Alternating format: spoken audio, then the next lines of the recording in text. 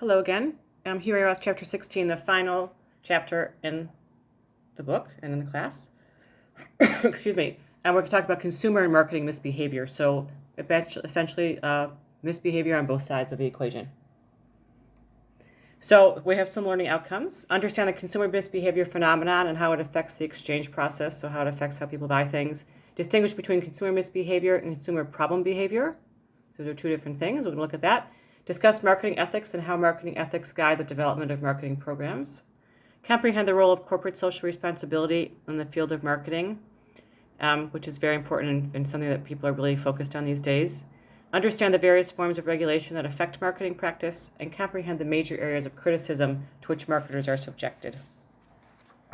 Not everyone loves marketers. And a lot of times, marketers sometimes give a lot of reasons for people not to love them. So consumer misbehavior, behaviors that are in some way unethical, that potentially harm the self or others. So things that are bad for you and bad for others. Violates norms and disrupts the flow of consumption activities. Value is usually the motivation for it. So consumers want to maximize the benefits they receive something while minimizing or eliminating their own cost.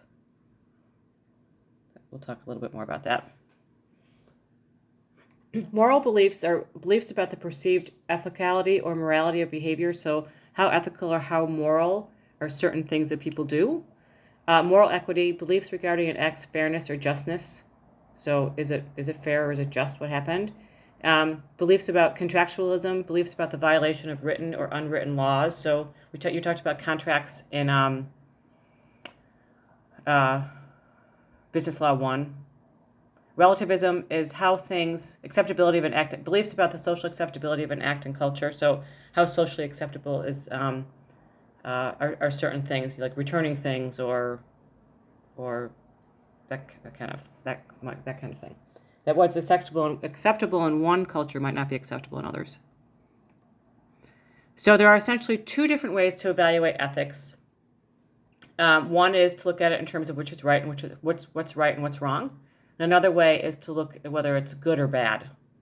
So right or wrong is usually it codes to some sort of level of law, if you will, or set of parameters, whereas goodness or badness is more of a value judgment.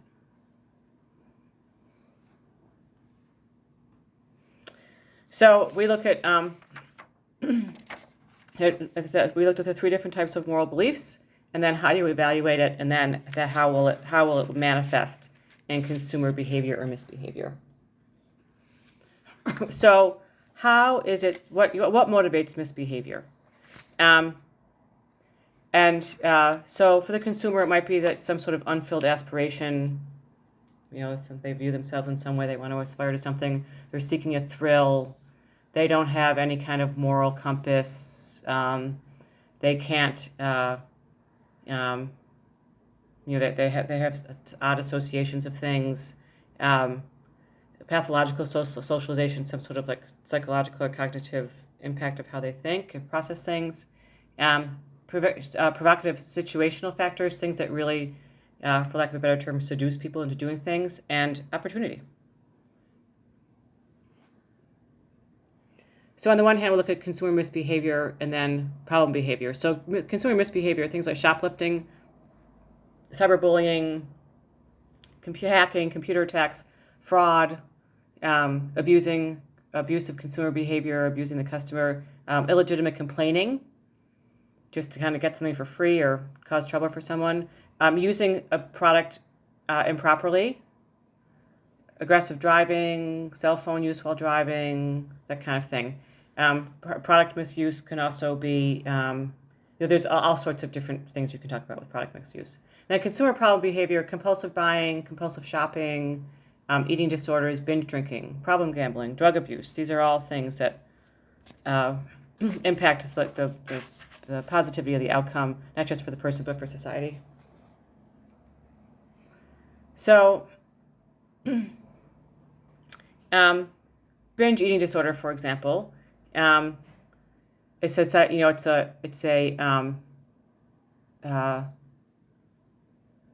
diagnosed illness. And I think everyone is probably, unfortunately, familiar with binge eating, but it is an example of consumer problem behavior that would impact, the consumer relationship. And there is treatment for that, so that's a plus, and it's nothing that someone needs to suffer from their whole life. So marketing ethics and marketing concept. Marketing ethics, societal and professional standards of right and fair practices. And it is expected that marketing managers will behave ethically when they're coming up with marketing strategies in terms of pricing, availability, that kind of thing. Price gouging would be unethical. Marketing concept states a firm should focus on consumer needs as a means of achieving long-term success. The marketing concept is the idea that you're interested in the long-term relationship and long-term benefits of the consumer, and it's not just about making a quick buck. It's about building that relationship. As again, like back to what we've talked about, the two goals of marketing are to create value for customers and build strong relationships. So the marketing concept really focuses on that idea is that you want to, it's only through satisfying customer needs that you're going to achieve long-term success in your business. So consumerism is something that grew in the 60s and is still very much alive today. Activities of various groups to voice concern for and to protect basic consumer rights. And there is a Consumer Bill of Rights. Safety for the product to be safe, keep the user safe, to keep the user informed, the consumer informed, to redress and be heard, meaning that you somehow, if a consumer has an issue with the product, that there will be something that will be done to fix it, and that we have choice, which is this whole idea, in our country with, we have a capitalistic aspect to our country, and that we don't want to, monopolies are not allowed, so that the consumer will have multiple choices. So here we go, our old friend, the 4 Ps: product, place, price, promotion. So product, the common use would be developing a good service or experience that's going to satisfy customer needs.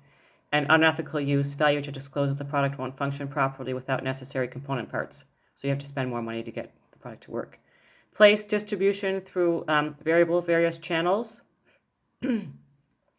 Unethical use would be limiting a product availability to certain markets, so only allowing it in certain geographic areas or through certain stores. And as a consequence of that, you can raise the price. Pricing, making sure that the marketer's statement of value received from an offering, which may be monetary or non-monetary, that they're not gouging someone, not taking advantage of someone. So that one way it might manifest itself as in an unethical use is saying that the regular price is really a sales price. And you can't really say that because psychologically it makes the person feel like they're getting something for a deal, but in fact, that company is still making full profit on it. And then promotion, common use, communicating and offerings value through techniques such as advertising, sales promotion, and word of mouth. And an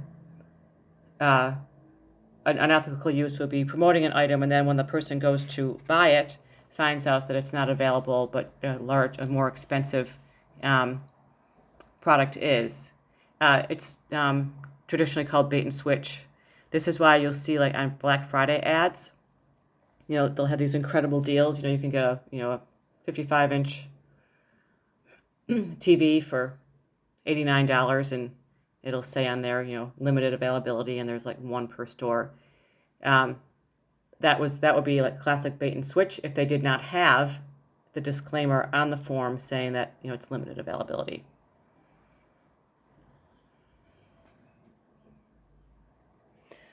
Okay, so the other thing too is this idea of how vulnerable is a customer, and in terms of how aware are they, or how educated is the consumer, or how much opportunity does the consumer have to address certain issues. So Looked at the product versus the consumer. A less harmful product would be, therefore, a less vulnerable consumer. Low-fat fast food item promoted to above-average income segment consumers. So those are, like I said, and essentially considered less harmful, less vulnerable customers. More harmful, high-interest rate credit cards marketed to above-average income segment consumers. And then low nicotine cigarettes promoted to undereducated consumers would be for the more vulnerable population. High alcohol content drink marketed to consumer groups known to have disproportionate levels of alcohol problems. So these are all this idea that, like, this is just 4 examples, and there are many of them. But you want to make sure that you are not taking advantage of vulnerable consumers. And, whether it be, for whatever reason. People can be vulnerable for a variety of reasons. And it could be, people who are in a storm or, victims of a hurricane or, that kind of thing. It doesn't have to necessarily be income-based. So corporate social responsibility is very, it's a concept that has become more popular and in my opinion, is very important. So corporate social responsibility, organizations' activities and status related to its societal obligations. So not just what it does for the company and for the employees and for the stockholders, but what about all the neighbors around the business? What about all the people who might not use the product but are somehow impacted by the product? So there's ethical duties, acting within expected ethical boundaries, which are things that are set up culture by culture, and altruistic duties. These are things that people want to go above and beyond, helping out contributions or providing services, that kind of thing. So oftentimes it's important. People will look at this. Consumers will look at this. Investors will look at this. What kind of strategic initiatives does the company have in place to engage in socially responsible activities? And how does that, the idea that that's going to help increase the value of the firm? So there are a variety of different prescriptions or methods or things to think about for improved marketing ethics. One is that marketers must put people first and consider the effects of their actions on all stakeholders, not just the owners and the employees and the customers. Actions must be based on standards that go beyond laws and regulations. So, like, just following the law is not enough. You have to go above and beyond. Marketers must be held responsible for the means they use to achieve their desired ends.